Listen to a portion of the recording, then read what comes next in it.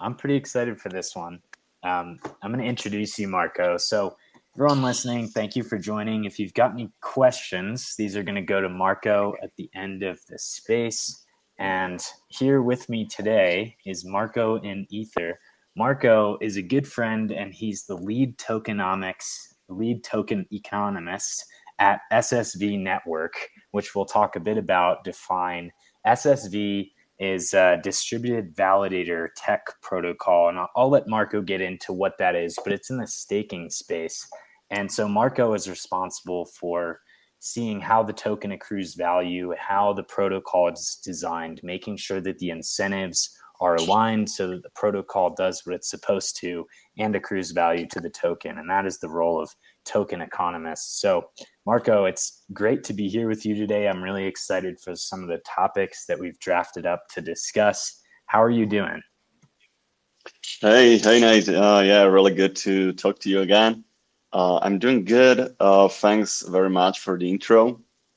Yeah, maybe let me give you guys, the listeners, more context. As you have said, I'm concerned with tokenomics and SSV network. It's not my official title, lead tokenomics, but I'm in the tokenomics internal group, and we are dealing with basically how to design or how to improve upon the design that is already there. And that's one of my roles within the DAO. I'm also basically growing the ecosystem. But as we have talked many times, I mean, why I am in crypto and my biggest love is mechanism design. So yeah, that's where I like to focus. That's where I like to poke holes, and yeah, basically that's why I'm in crypto. It's great. And I don't think I did you enough justice in the intro, because you're probably the best thinker on mechanism design that I know in crypto. There's I have categories of people's specialties in tokenomics, and I think you're the best one at thinking through the particular implications of each mechanism and poking holes, like you said, in those mechanisms that might not work or might be a little fragile. So I'm excited to talk with you about some of those things today. I'm sure we'll get into economic security, and we'll be talking about staking, restaking, some of the challenges in the space related to those. But first, I wanted to see if we could define SSV and talk maybe about what it is that you're doing there, or what it is that SSV Network does in the first place. Yeah, so maybe let me just introduce the problem. What is the problem that SSV is trying to solve? And then we get into how is it actually solving it. So the problem is, if you are building a staking application, like Lido, like Rocket Pool, those are the two biggest ones. Right now, the hard problem that these protocols are solving is basically they need to build the Web3 app. Everybody is used to that, all devs. But they also need to actually run the staking machines, which is a hard problem. Because as Lido is doing it, they're actually delegating it to other operators they don't have direct control over.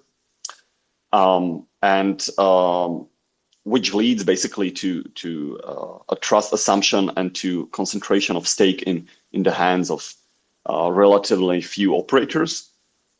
And on the other hand, Rocket Pool is solving it by building the whole system of smart contracts and requiring collateral from the operators, and it's quite capital inefficient. I mean, they are getting better; it's getting more and more capital efficient. But basically, this is the hard problem that everybody and all the protocols which are building staking apps needs to tackle. How do we actually run the machines in a safe and a decentralized way? And the accent is on both words, safe and decentralized. So, and that's basically what problems we are solving. This is why I basically joined the DAO a year ago when nobody was talking about the topic yet. Because I think it's an important problem to solve if we want the network to be healthy and to be decentralized. Yeah. Any questions regarding that, or should I go more into the SSV and how do we actually tackle this problem? Yeah, I think that's a great summary. I think what I heard there is two things that you highlighted: safe and decentralized approach to sharing stake or being able to delegate your stake. Because what we have now with Lido is a concentration of something like 30% of Ethereum is staked with Lido, and so that creates this strong dependence on a single protocol that could ultimately compromise Ethereum, right? If there were a third party that were in control of that protocol somehow, or if it got hacked, there's some bug in the smart contract that's exploited. There are many different ways that we've seen hacks can happen, but having any kind of centralized dependency to any degree, whether it's a third of the Ethereum that's staked or whether it's a single person running a protocol, as we have with Coinbase, for example, where people are staking with Coinbase. These are dependencies that can compromise the decentralization, the safety of Ethereum. So I think that's a good overview. And yeah, I think maybe if you could define how SSV solves those challenges, framing it in that light. If I had a good summary of that, maybe you could dig into how SSV solves these problems. Yeah, sure, happy to. Let me just pick on one thing that you said, and I think it's common to say something like this. Basically, Lido currently, I'm looking at the stats, controls 32.3 ETH. That is almost one third. But it's not so black and white that they actually control the ETH directly. They delegate it to the operators. So the topic is much more nuanced. In some ways, it's better because they can't directly do something with the staked amount. And in some cases, it's actually worse because the incentives basically for the operator to not misbehave, or basically if something bad happens to a single operator in Lido, for the operator, operator itself has not much at stake. He doesn't have any collateral at stake. Of course, it's bad for the reputation, etc., etc. So yeah, just riff on that. The conversation is more nuanced, but yeah, it's quite dangerous, and I don't think it's a place where we want to be. But I think it will get better in the future. That's basically more on that. But let's get into how SSV is tackling this problem of basically the problem SSV is solving. The main problem is you are building a staking app, you as a developer, and but you are a web developer and Web3 developer. That's what most of the teams are. They are not like running infrastructure people. And in the same way as traditional Web2 infrastructure or even MEV, MEV have industries have specialized basically in Web2 in the past. If you were developing a web app, you also had to store all the data, run all the servers, and basically do all of this work. Nowadays, nobody does that. Everybody just uses AWS. So, and this is a good analogy for people to understand what we are doing. So we are basically like AWS for staking applications, where they can just plug into the SSV system and build the Web3 app and use the SSV system for staking, where we are very different from That's AWS. super interesting, and Yeah, I haven't say actually like heard. we are decentralized. Good, And it's good not a black disclaimer. box, but go in. Yeah. Good disclaimer. I hadn't actually heard that analogy to AWS. That's a great one. That is like, I think that explains it, in people's minds, where it's like you might be a stellar web developer, but not all web developers can operate at like machine code level, or different layers of the stack. It's kind of like specialization of labor applied to Exactly. the stack in staking. So that is really neat. And so SSV solves that by breaking those up. Do you want to define a little bit more of how that's done? Because I have an idea of how this is, but maybe you could contrast it with like the rocket pool approach or the Lido approach or something, because I Sure. think those are good comparables and comparisons. Yeah, let me just finish this. Basically, just for the listeners to have an idea how it works, how it all works. If there is a staking gap, let's say like liquid staking derivative like Lido, what happens is you buy as the ETH. The ETH is sent to the Lido contract, and then basically the Lido smart contract needs to delegate these funds to the operators. Now with SSV, you as a developer can just develop a sick Web3 app, have good tokenomics, so basically incentivize people to use your protocol and not competition's one. And but basically, so you're building the protocol. User delegates the funds to you. You mint him or her some LSD in return.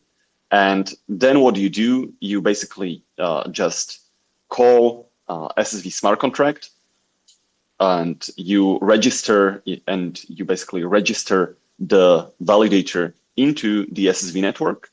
And basically, the validator is run in a distributed and in the decentralized way in the network. So maybe let's get into how it is actually distributed and decentralized. You mentioned DVT. DVT stands for Distributed Validator Technology.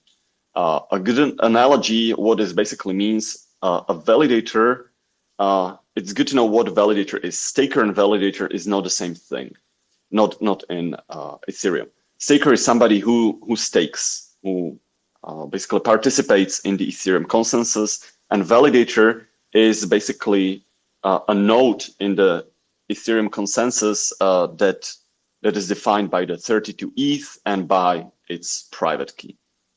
And distributed validator, basically what you are doing, you are taking this one validator and basically split it up and allow multiple parties, let's say the four of us or seven of us, or basically a group of us can run a single validator together. So you can think about it if you use Gnosis Safe, it's like a multi-sig, but for the validator. So this is one piece of the tech, decentralizing the single validator. And then there is a coordination mechanism. It's all nice and good that you can basically split one validator into multiple parts, but then it's also harder to coordinate with the people who would actually be running your validator for you, right? So Marco, just to recap this, I think what you described, I want to like recap this for the audience so far and also to make sure that I'm understanding it. So let's say you, me, and two other people each have 8 Ethereum, and we want to stake our Ethereum, but we don't want to run an entire node. We can go to an entire validator ourselves, and we don't have necessarily the infrastructure to do that. We can go to the SSV protocol and be matched up with someone who will produce valid blocks that we sign. Maybe I'm getting ahead of myself, but is that kind of the idea of how SSV works? Not really. There are more. Basically, the 10 of us. There are two parts of it. It's the stakers. Like it doesn't matter if I'm the only one who stakes the 32 ETH or if it's 10 of us who stakes 32 ETH. We need to basically just gather the ETH, gather the 32 ETH, and we can run the SSV network. Then the question is, there are operators in the SSV network who will actually run the machines, right? Like, and it can be us, but it doesn't have to be us. Is it clear? I know it can be a bit confusing. Yeah, I think this makes sense. So we gather our ETH together and then go to the SSV network, stake the ETH, and the SSV network finds a validator, which could be the group of people that's staking but it could be someone else. Is that a good description? Yeah, let's make it clear for the people. Let's say we are the same parties. The four of us here decide that we want to run a validator together, but that actually means running the machines. So we gather the funds, but we are running the operators in the SSV network. So basically, we will be also the ones who are actually running the full validator together on the Ethereum network. The important thing with SSV is there is like a clear separation. It doesn't have to be us. Like we can choose another four people who will be actually running our validator and will be running it for us. That's really interesting, and I think that seems like the key distinction. And it's something that you mentioned earlier, is that the stakers and validators in the Ethereum ecosystem are not necessarily the same people. Operators. Well, and I think you might have said it about Ethereum, but in the SSV network, you have the operators, right? These are the people that are operating the validators, and then you have stakers. So they're separate parties, and that is the way that SSV solves this problem of centralization of stake while remaining competitive and decentralized. Is that a fair assessment? Yeah, I think that's quite fair. What I would say, we are two things. We are creating a marketplace where people who want to stake can find can get matched with people who provide their machines and who are ready to basically validate the Ethereum chains. So basically, it's a very free and dynamic marketplace. And the important distinction is, like, you could I don't think you could have done it before, but theoretically you could do it even without SSV. What is special also is that we are not picking one operator that will be running our stake, but we are picking multiple operators from the network, let's say 4 or 7. So none of these single operators will be able to do anything to run away with the funds or slash it, or even if their machine goes down, nothing would happen. That's really interesting, and it makes me think about the tokenomics and the incentives in this system. And from my understanding, SSV is mostly cryptographically secured, but what tokenomic mechanisms are securing the network economically? Yeah, so regarding the token, I would say there are a couple of functions. Obviously, it's a governance token over the DAO. That's like the basics that everyone would expect. But as I've said, we are creating a marketplace where people who want to stake, or applications who want to stake and run the machines, can match up with the operators. So there is a marketplace, there needs to be payments, right? If you are picking operators, why would they run the machines for you? You pay them. And you pay them within our system, and the SSV token is used for payments from the stakers to the operators. And there is also a small network fee that goes to the DAO. So that's like the basic overview. Mm-hmm. Yeah, and I think so. The tokenomic mechanism there, I would describe as like a medium of exchange within the network, and then it's also used as a medium of exchange for fees. And then you have like what I guess I'd call a security mechanism, that is the alignment of the incentives of the operators, right? Because they have to be paid somehow in order to run these and not go counter to the interests of the other users in the protocol. And so it's maybe what we could call a security mechanism, is the use of SSV in this case as payment in the protocol. Yeah, exactly. Yeah, very well put. Cool. So we talked a bit about SSV, and I want to get into a little more about staking, and then maybe talk about restaking and some other things that'll stem from that. But with staking, like, what does the staking space look like right now, and what are the interesting things that you're seeing? Yeah. So the staking space, it has received a lot of attention lately because of the threat, or perceived threat, of single single protocol, which is Lido in staking. So let me give you like basically the overview, the TLDR. The problem is, or the issue is, that Lido has 32% of the whole network is staked with Lido, and Lido also has 80% of the LSD market share. So from all the liquid staking tokens, Lido has 80% of the market share, and from all of the stake funds, which is liquid staking and whatever other kind of staking with centralized providers, etc., etc. From this, there is 32%, which is with Lido. Why is this? This is a potential problem.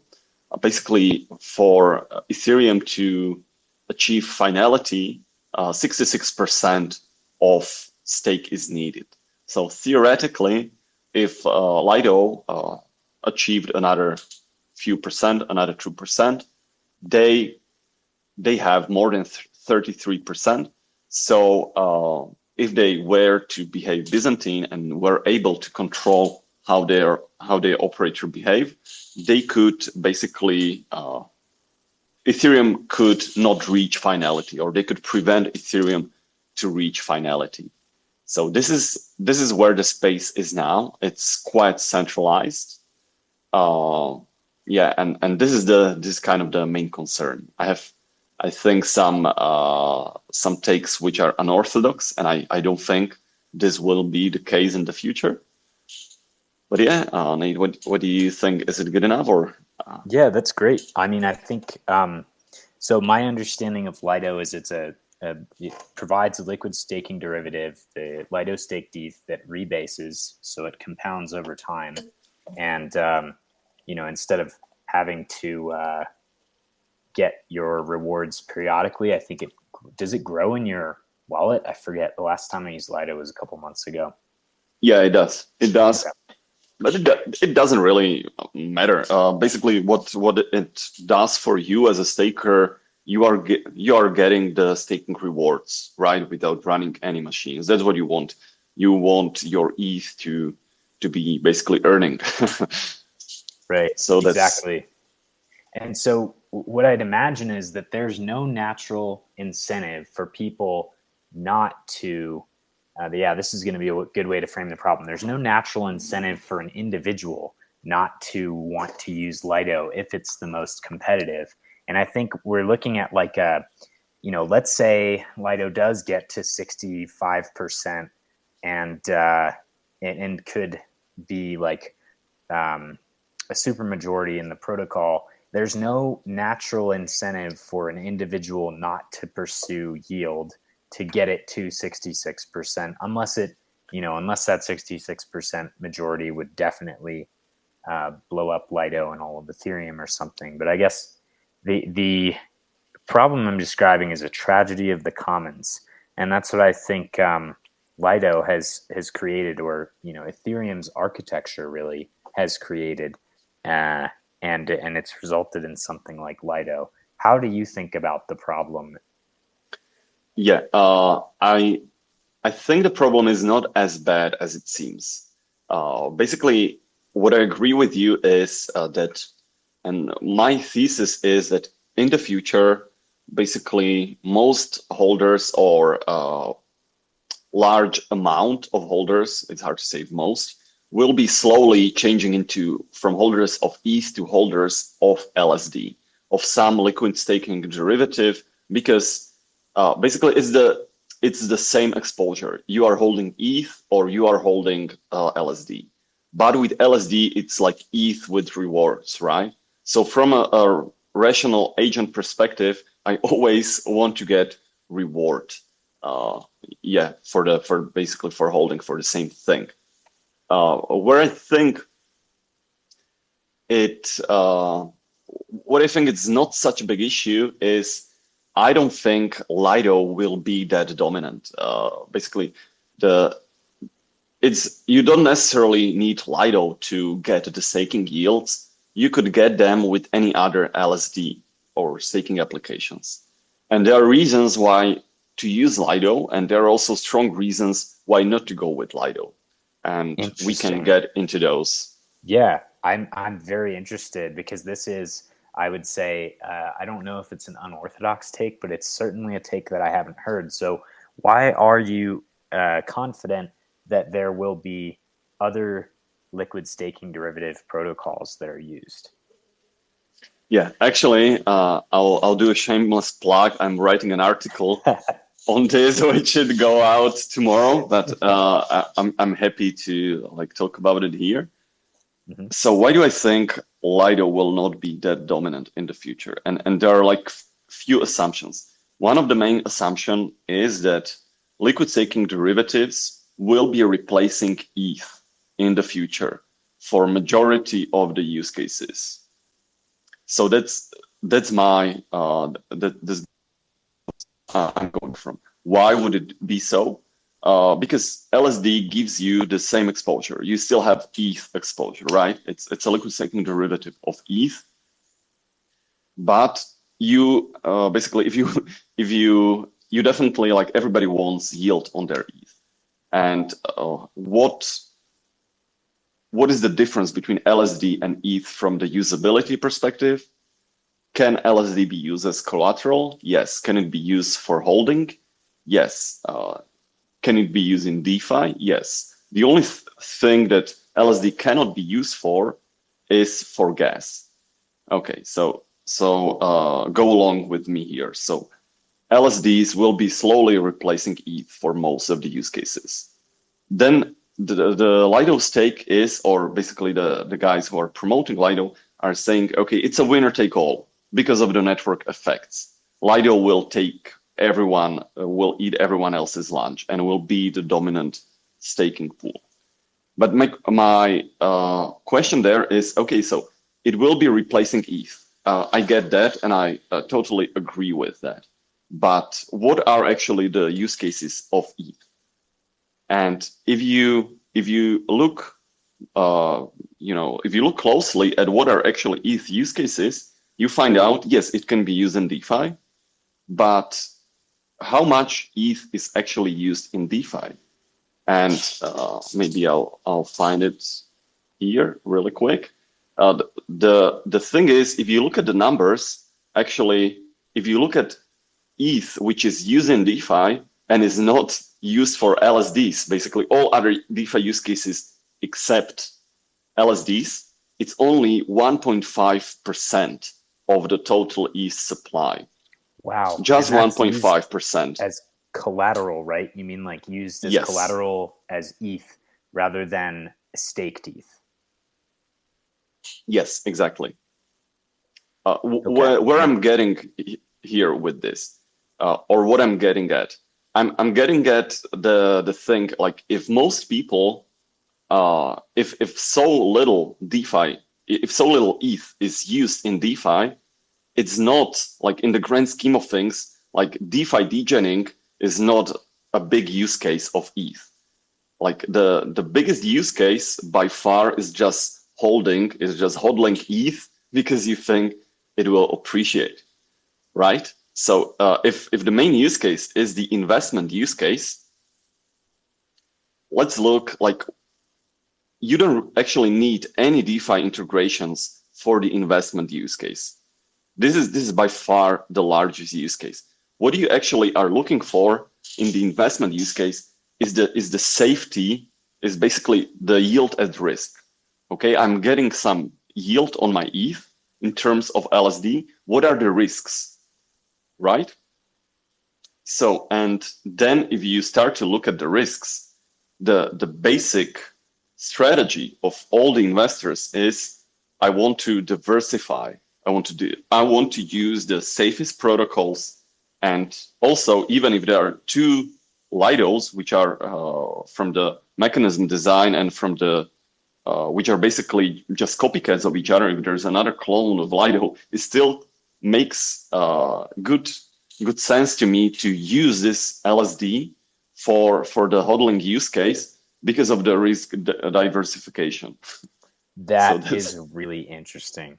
I've never heard that that is such a good chain of logic right there. So your premise is there will be much more staked ETH in the future through various protocols, And because people are interested in the least risk, they're going to diversify across staking protocols, even if that just means forking the Lido contract and having Lido 2. Yes. I'm actually I'm just trying to, also what I would say, like new protocols have certain aces in their sleeve, which Lido doesn't have. Like token incentives, like much easier way how to implement new tech into their system.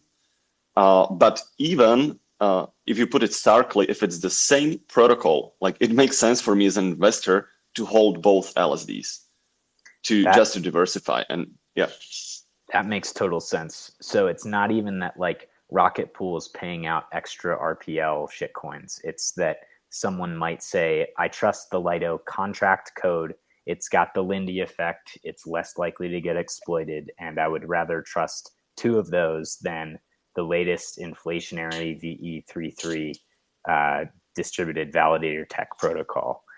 I'm curious whether you think then, what this makes me think of next is like what happened in the AMM market, where there was a race to the bottom and people created ever more inflationary shitcoins to subsidize liquidity for their network effects. Like we saw, it was Uniswap, and they gave away a shitcoin, and then SushiSwap managed to vampire attack with some value capture. I think that was a one-off case. That was because it was early on. But then we had like Curve, and then we had Velodrome, and we've had like these even, ever more inflationary tokens issued to subsidize liquidity. Do you see something like that happening in the staking market, in the liquid staking derivatives market?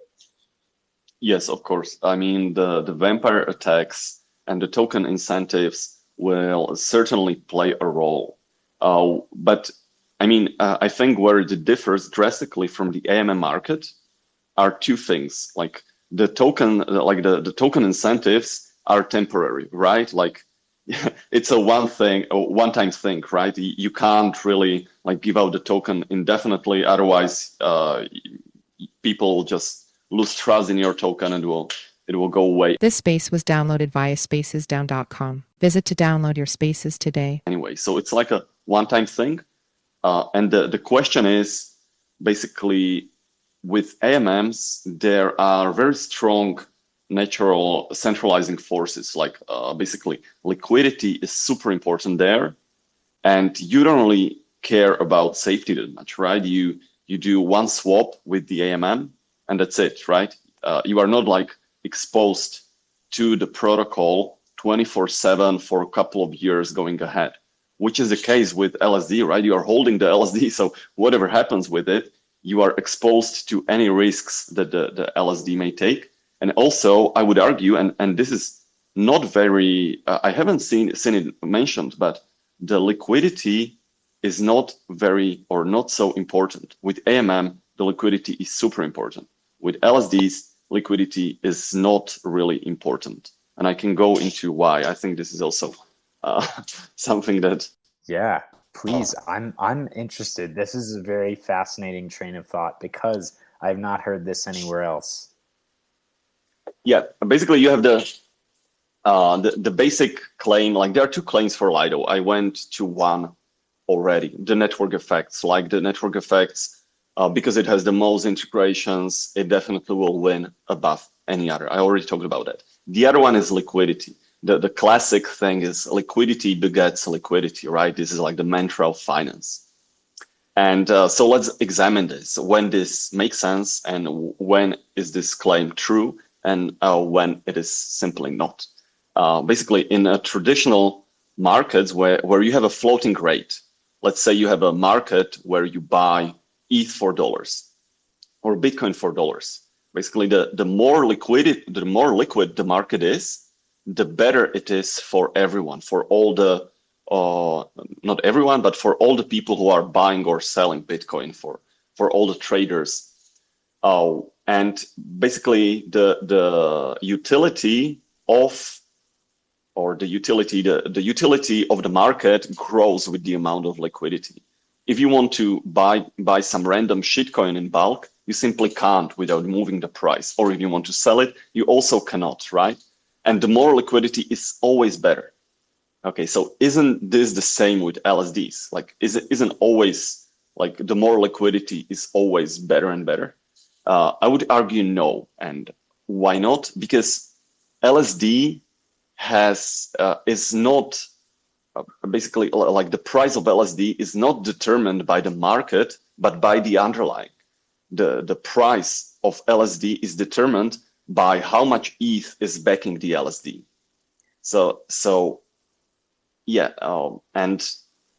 but this is also where a lot of people may be getting it wrong, because it was determined by the market until withdrawals were enabled. And we have seen that Lido fell like 10% within a day in last year in May.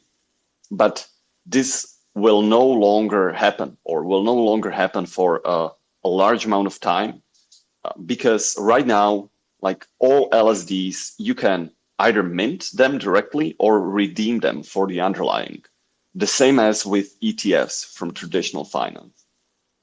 That's really interesting. So what I heard you say there is the difference between AMMs and DVT protocols, or like liquid staking protocols for Ethereum, is the AMMs benefit from having additional liquidity. And so in that way, they are more dependent on the network effect, and they actually have like a much stronger network effect that would be like a moat, an economic moat. We've been talking about, you and I have been talking about defensibility in protocols as it relates to value capture. In fact, I think you were the number one person that inspired some of this thinking for me. And so that's what I'm hearing. It's that the natural incentives to centralize are much stronger in an AMM that are not necessarily there for a distributed validator contract or a liquid staking contract for ETH. Yeah, and it doesn't matter if it's distributed validator. That's like the tech in the background. For any LSD token, like it doesn't matter if you're a big holder and there is not enough liquidity on the market, which may happen. There is an AMA, like all the LSD tokens have an AMM, not AMA, AMM. So, and it can easily happen that there is not enough liquidity and you would suffer a large slippage.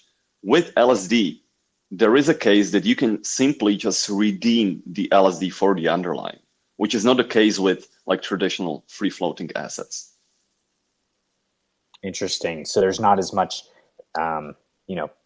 panic to have additional liquidity where, you might have that in traditional finance. Yeah, exactly. Like in traditional finance, if you're a big holder, like you want to be able to buy and sell in bulk. With LSDs, you don't really need to do that because you can just redeem in bulk, right? Without any price loss.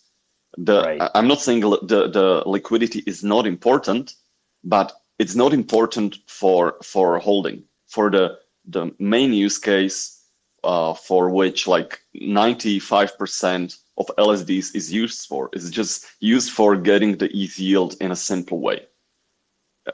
It is important for other things, but this is like just to keep it simple. Mm-hmm. This is the main thing. Yeah, and I think that quality stems from the fact that there is always a one-to-one backing with Ethereum, right? If you deposit your ETH to stake in any of these protocols as they currently are, there will always be an Ethereum that you get back. That might not always be true, and this segues kind of into our next topic, because the premise here, I think you see where I'm going with this, the premise here flows well with our next topic of restaking, which is something that's appeared in the ETH staking space as a hot topic, something that not a lot of people understand, that has caught both of our attention. And I would like to talk about that now, if you want to move on to this subject. So would you define restaking? This is a part of the staking ecosystem. Could you define that for everyone listening as it relates to Ethereum? Sure. Yeah, let me I think the easiest way is to define staking, what it actually does, and then to expand it to restaking. So from a mechanism design perspective, what staking actually means. In staking, you are basically saying, I will follow the protocol rules and I'll adhere to them, and I'll help with the consensus of the chain. So you are a consensus participant, and basically you provide this collateral, this 32 ETH, for a good behavior. Basically, you'll behave well. If not, you can get slashed. So you'll provide a service to the network, and you will get paid for it. And if in case you misbehave, there is the stake that can be slashed. Okay, a restaking only means that I provide this collateral, and I basically I participate in the Ethereum consensus. But with the restaking, I can say, okay, I'll participate in your other app's consensus if you pay me additional rewards. And if I misbehave, you can have claim to my collateral. So it's basically reusing the same collateral for more applications. Interesting. Reusing the same collateral to provide, consensus validation for multiple applications. And why are people up in arms about this? Or what are the challenges or problems that might come with this restaking mechanism? And maybe we can give first an example of like how Ethereum might play into a restaking application and what that looks like. Yeah, so let's get into like the general thing, and maybe we can talk about our eigenlayer and what is different there, or what are the specifics. As I've alluded to before, you are saying that this stake can be slashed by multiple parties if I misbehave.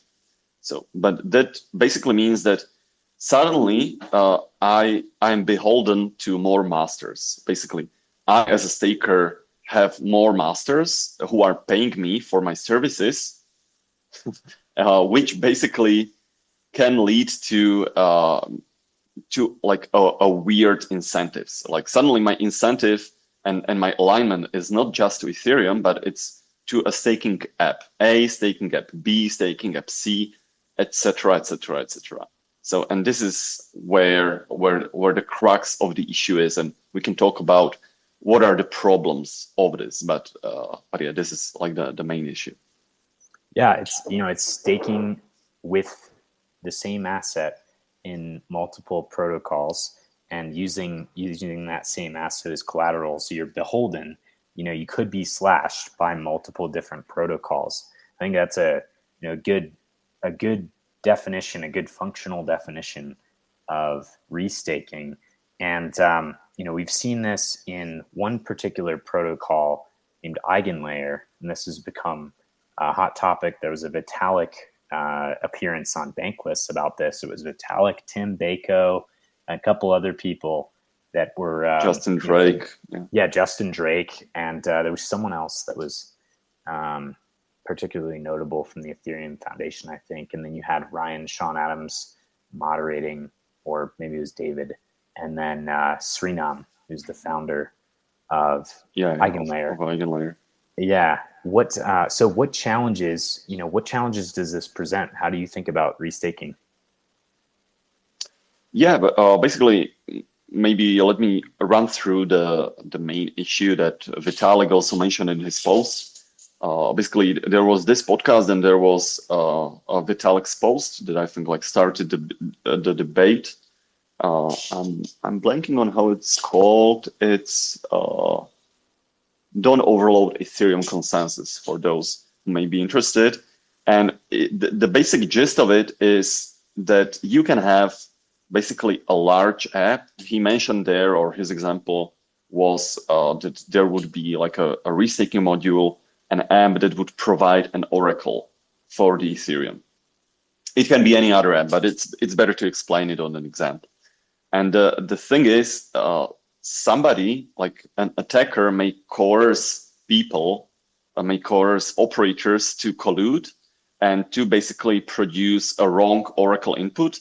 And by this, the attacker can make more money potentially than he's paying out on these bribes. How can they make money? I mean, it's easy if you can basically change or basically target some price on the oracle. You can have some options there, or you can basically take advantage of liquidations, or you can take advantage of the short, etc., etc.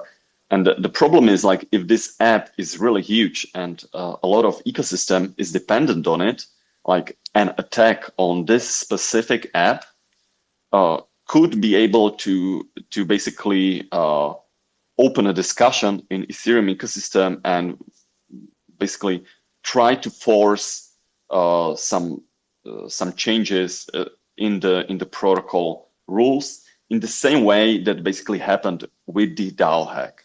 The DAO hack was basically a hack of first year after Ethereum was live. That were like crazy times, and there was something like 20% of all Ether stake. And because it was this big, Ethereum made a hard fork. But the idea was like, let's not do this ever, never more, because it led to split in the community. There was a lot of drama around it. Like, it's definitely not something that needs to or that anybody wants to repeat from the ecosystem. And basically, Vitalik's fear is that some app can be really huge in Eigenlayer that can Eigenlayer, any restaking app that can basically try to force a hard fork. Yeah, and there are, I think, a couple other possible ways that Eigenlayer could cause irreparable damage to Ethereum. And my takeaway from the bankless spaces on Eigenlayer was there are a lot more ways than I had expected, and that's one of them. What you were describing initially sounds a lot like an economic security vulnerability, and in both of those cases, I actually think there's a sort of an economic security vulnerability in the sense that C node, colluding node, defines as an economic security exploit is one that takes social consensus to fix. And that was certainly the case with the DAO, where people went against the canonical chain to say this, we're going this direction, and we're gonna reorganize the blockchain to go back to before everybody staked their Ethereum in the DAO, because it hit so many people. And so what you're saying is Eigenlayer, Vitalik is worried that Eigenlayer will get a disproportionate amount of influence over the chain and be able to determine the direction that Ethereum goes. And I think that's an interesting, potential edge case for restaking. The one that I've been thinking about is two-pronged. There's the possibility that the asset itself gets slashed, that is being restaked. So, for example, if Lido staked ETH is used to collateralize some other application, then Lido, let's say, gets hacked or something like that, or the staked ETH gets slashed. In this case, the value of the Lido staked ETH would be less than its nominal value. And that could present a problem to the security of the chains that are using Lido staked ETH to collateralize themselves. In the other case, you could have multiple protocols using the same underlying collateral. That could even be Ethereum. It doesn't even need to be staked ETH. It could be like regular old ETH. But if they're all using the same collateral, then you're not actually getting all of the security. You're just getting some of it. And if one of those people gets hacked and then liquidates the tokens that were used to backstop to provide that security, then it's gone from the rest of those protocols that were using that same collateral, and the value of anyone else's protocol, or the economic security provided to anyone else's protocol with that same type of token, that same token, if it's ETH or something else, would lose its value because of the marked to market nature of these assets. So those are a couple issues that I see with Eigenlayer, but there are a lot. I mean, are there any others that you see in this category for Eigenlayer? Is that do you resonate with any of those things? Yeah, I agree with what he said. I think the also important thing to note is the principal agent problem that and basically what we talked about before is that with regular staking, like most people or most investors, basically, and it's even for me, like even in general, it's hard to predict long tail risks. Like what is the risk of an individual application? And if there is a bull market, I think it's reasonable to expect that a lot of people will just basically ape in all the restaking modules that are possible, and basically what this can lead to, basically slashing on any module, lower security for like all other modules and for Ethereum.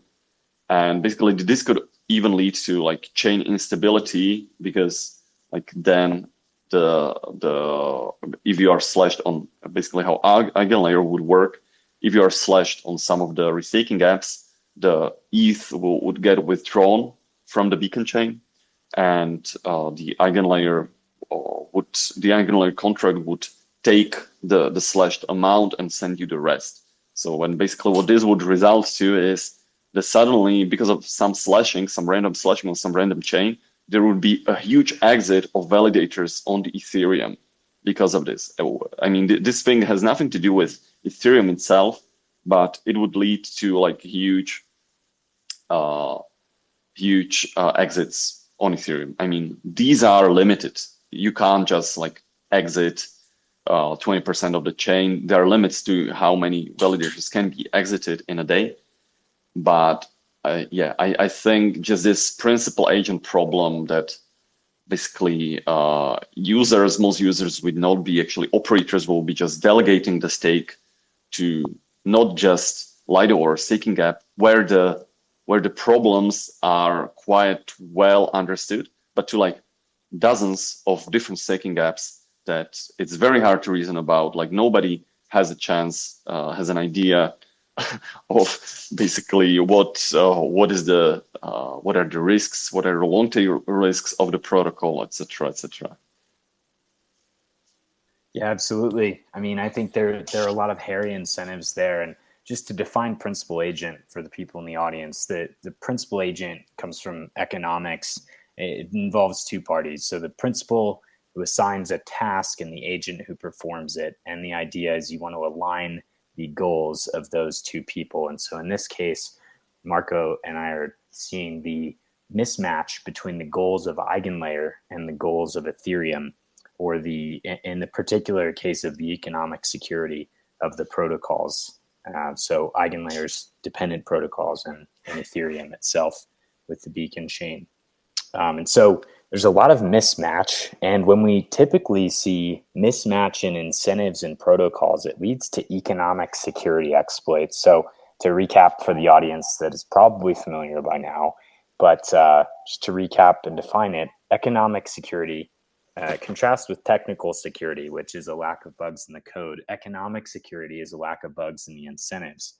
And it's the responsibility of token economists to align these incentives in a way that accrues value to a token and keeps everybody in the ecosystem happy, including users, including investors, including protocol devs whose protocols survive beyond their involvement, instead of getting hacked and manipulated or going to zero because of some economic or technical exploit. And so with economic security, I want to segue into this a little bit before opening it up to audience questions. By the way, if anyone has a question for Marco, please post it in the comments. We'll answer those at the end. But to talk about economic security a bit, what trends are you seeing, or like what are some interesting things in the area of economic security that you've come across recently or are thinking about as relates to staking, SSV, or anything in general? Yeah, what I was thinking about is basically I was thinking a lot about tokenomics. What is tokenomics doing, or what can you do with your tokenomics? There are two things: mechanism design and tokenomics. Mechanism design, I think, focuses on designing the system itself. And tokenomics can basically add additional rewards for some actions in the system.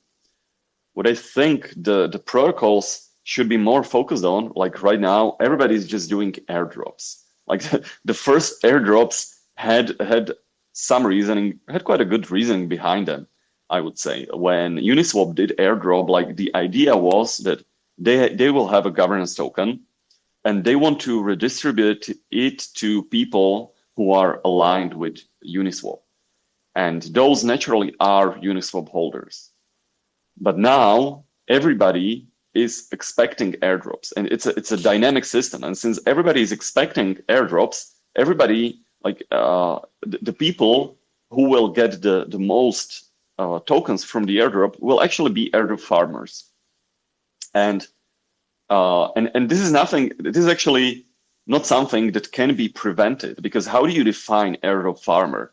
I mean, airdrop farmer don't need to be bots. Those can be like actual people whose incentive is to use the protocol because they will get protocol token and will then dump it. I mean, they are just there for the rewards.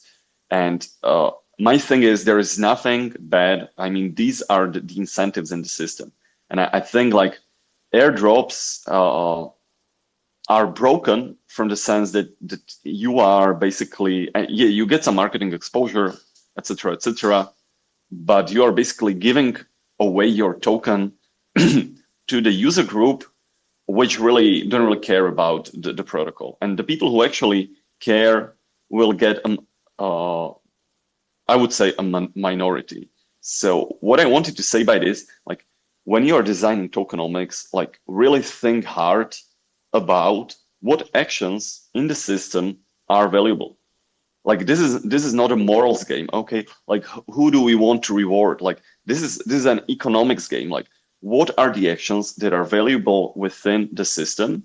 And really, if you think your system can grow and if it can help your system, like give away tokens for some actions that are valuable for the system as a whole. So that's like my main thing. The same thing is the analogy could be like when teacher says the students are cheating because they are just studying for the tests. And this is the same old logic. Like people are cheating because they are just hunting the airdrops. No, like the test is wrong, right? Like the thing is to design good tests. So if people are just studying just for the tests, if students are studying just for the tests, they'll get all the necessary knowledge. And the same with tokenomics. Like design the tokenomics so that the tokenomics, the hunters for the airdrop or the hunters for the token will perform something valuable for the token, which brings more for the project, which brings more value to the network than you pay out with the token incentives. Yeah, exactly. I mean, I think you hit on something that I try to harp on a lot is the difference between the supply side and demand side tokenomics. Demand side is thinking about the mechanism design, thinking about what behaviors you want to incentivize instead of just saying, how do we give a bunch of people tokens that they can dump for the highest price? Like, and to your point, I think you raised a lot of good points there, but one of them was that you can't really prevent airdrop farming if you're going to do an airdrop. Like people will find a way to sybil the protocol for more rewards because that's what their economic interest is. And so it's your job as like the developer or your job as the teacher in your analogy to teach interesting stuff. You know, we all had those teachers in high school that you didn't have to study for the tests because they were just interesting. You were like, yeah, I'm going to absorb all this information because it's shit you actually wanted to learn. In the same way, you want to incentivize those actions that you actually want in the protocol and hopefully attract those users that get the intrinsic benefit of your protocol and make sure that all of the incentives of all of your participants are aligned so that there are no economic security exploits and you're not giving away free tokens that people are going to dump later. I think you and I both have seen examples of protocols that have a great use case and great tokenomics otherwise, but have been ruined by their giving away of large quantities of tokens. Yeah. And maybe to just expand on an analogy, I would say like the responsibility of a teacher or of the system designer is to create the test in the way that basically that the test itself, if you are just learning for the tests, or in the tokenomics example, if you are just doing what the token incentivizes you to do, you are helping the whole system. And the important thing to focus on here, you are always, if you are giving away token, you need to make sure that you are giving away less than you are gaining on the value for the whole ecosystem. And maybe I can give a practical example that I'm dealing with, or we are thinking about in SSV, is okay, like, do we want to incentivize stakers in the system by paying them an additional token? Do we want to incentivize the operators in the system? And the question there is always, okay, like, how much are we paying them? If you are, and basically to understand the dynamics, then whenever you are just minting the token, it's not that you are creating value out of the thin air. You are basically taking value from the holders and giving it to the people you are minting the token for. So, and there's nothing bad for that. It's like a basic redistribution. The question is, like, if we are going to incentivize operators, does the network become more valuable? And in our case, like, the question would be, okay, we can get more operators by this. We have some kind of a goal. Let's say we want to have like 400 independent operators who are solo operators who have, with some criteria, obviously, like, you don't want your protocol to be Sybil attacked, but with some criteria, you have some goal and you can help to achieve it with the tokenomics. And basically how I think about it, we can incentivize these operators or these actors in the system to that point to which they bring more value to the system. Basically, if we are giving away, or if we give away 100,000 worth of tokens to these operators, I definitely want to get more than 100,000 worth of a value to the network. Ideally, I want to get at least double or tenfold of that, because you are always assuming something, right? So this is how I think about it. Like, when you're giving away value, you want to get much more for it, for the protocol. Interesting. So you're thinking about, can this giving away of tokens be profitable for the existing token holders who you're drawing value from? And that's kind of what's guiding your mechanism design, or your, actually, no, not mechanism design, but tokenomics in this case. Yeah, exactly. You put it exactly well. Like, will it benefit token holders? Like, you can look at the Ethereum. Does Ethereum staking benefit token holders? The obvious answer is yes, because you need to secure the network somehow, and the secure, decentralized ledger is definitely something very valuable. So yes, you are basically paying the people who are securing the network, and this is basically the basic thing you need to ask. Like, do the holders benefit from this more than they are being diluted? Interesting. That's an interesting quantitative way to put it too. And I think you mentioned in there are some assumptions, like the assumption that the liquidity is there for token holders to exit if they want to, and the assumption that the value that's added is actually representative of the value that matches that liquidity. So I think there are some assumptions in that case. I'm curious, and I want to get to any audience questions we have, but I'm curious about what other things in mechanism design would you say are important to consider when people are designing mechanisms or tokenomics? Either way, I think the way you define tokenomics, I call supply side tokenomics, where I might include mechanism design in the demand side of the equation. But what tips would you have for builders, founders that are thinking about tokenomics that might help them?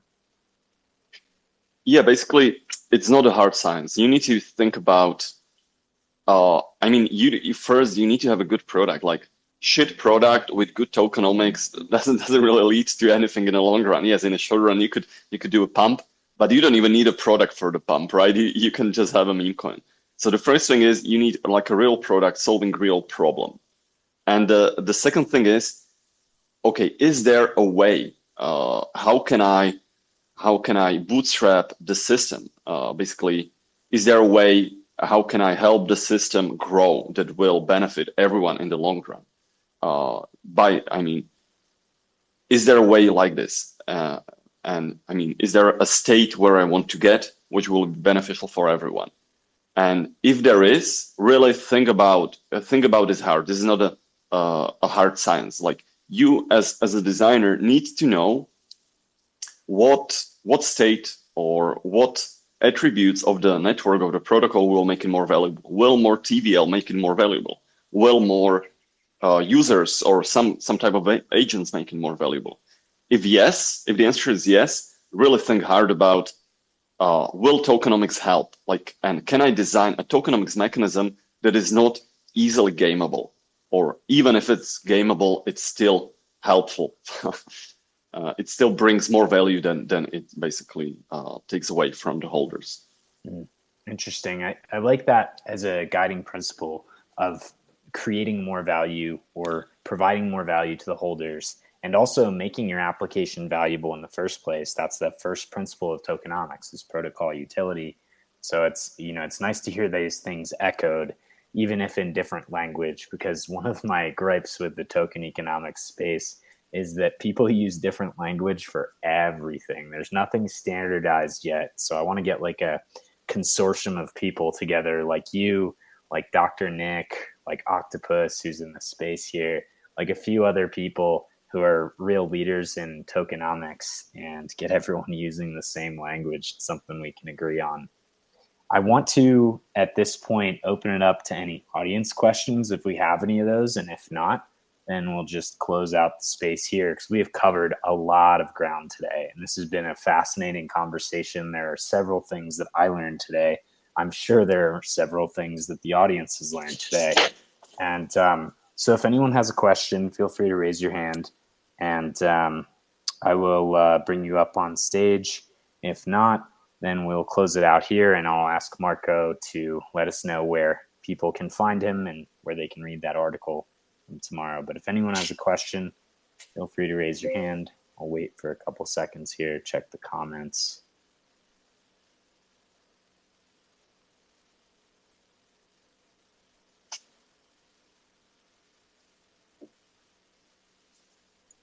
All right, well, I'm not seeing anything from anyone. So if you guys are satisfied, I'm sure this has been a lot of information for everyone to take in. And yeah, really appreciate you coming on today, Marco. Where can people find you, and where can they find your work? Where's this article going to be posted? What do they need to know? Yeah, perfect. First of all, I want to thank you, Nate. I mean, it was a great debate. As you know, as we done this debate or a similar debates previously, I love to talk all things tokenomics, mechanism design. Yeah, I mean, was a really a blast for me. So thanks for that. First of all, second, where can people find me? The easiest thing is to find me on Twitter. I think you can see it in the tokenomics. But for those who are just listening, it's markoinether, all together, Marco with K. And there I link to basically all the articles I'm writing. You can find me under the same handle on Medium. I put the articles there, and right now I'm also trying to get into a Mirror more. That's like a decentralized medium. But yeah, all the linkings are in my Twitter, so that's a good place. Also, feel free to reach out, connect with me there, and yeah, and basically what I'm writing about, mostly it's about value and about staking, basically investing, what creates value in the space, and about the staking space in general. So yeah, thanks a lot, Nate. That Fantastic.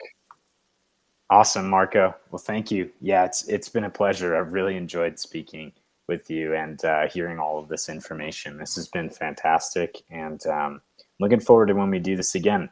I'm sure we'll have more conversations casually offline, but this has been great. And thanks for coming on and providing so much value to the listeners today. Yeah, perfect. Thanks everyone. And yeah, talk to you next time. All right, catch you later.